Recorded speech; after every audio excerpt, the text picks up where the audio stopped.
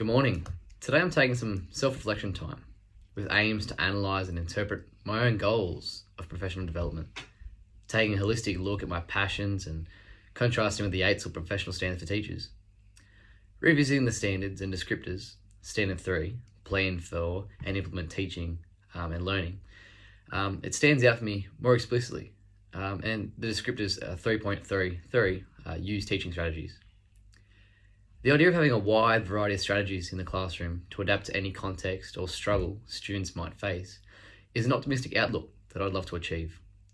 Being a fairly resourceful person, I like to think that I'm adaptive and always looking for contingency in responding to challenges.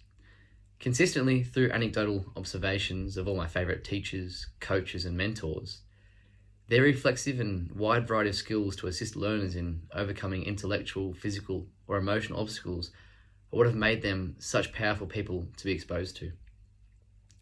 This links with the writing of Churchill et al., where it is expected that the best of professional teachers are well versed and practiced in their theory and application of teaching strategies.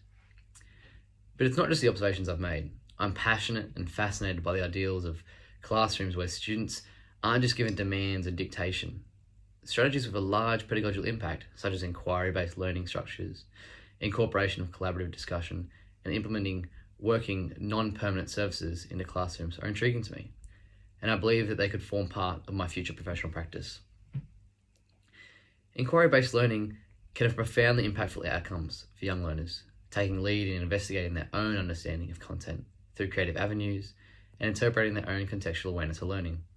This is supported by evidence such as Ashan and Smith.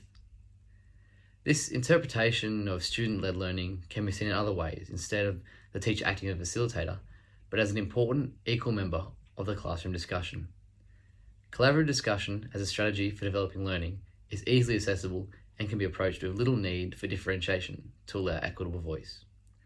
Smith and Arthur Kelly promote the empowerment of student-centered discussion, discussing its utility in advocating for student engagement, motivation, and the overall feel of involvement in the classroom learning space, an important aspect for creating quality learning environments. Research by Lily Dahl developed my insight on how teaching strategies can more than just as their approaches as teachers, but also the way our students problem solve with their writing. Integrating vertical non-permanent writing services can provide numerous benefits within a classroom, reducing intellectual oscillation and motivation and the fear of jumping in. I'm in a position where the thoughts about my future practice are constantly in play when I'm thinking about teaching and how I was taught. My belief in educational social justice and desire to always do better by others underpins my desire to make learning fulfilling tasks for everybody. I believe the way this can be achieved is through implementing a wider array of teaching strategies, inclusive of all students and backgrounds.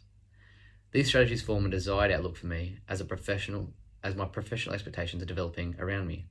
I believe that my passion for these, as well as planning with consistent professional talk and reflection, can allow me to fulfill my potential.